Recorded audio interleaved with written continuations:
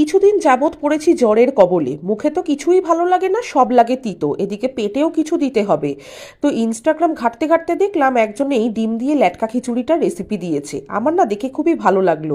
তাই আমিও ভাবলাম এটাকে ওয়ান পট মিল হিসেবে যেহেতু খাওয়া যায়, তো প্রেশার কুকারেই এটাকে একদম বিনা ঝঞ্ঝাটে বানাবো। চলো কি করে বানিয়েছি আমার মতো করে রেসিপিটি শেয়ার করি।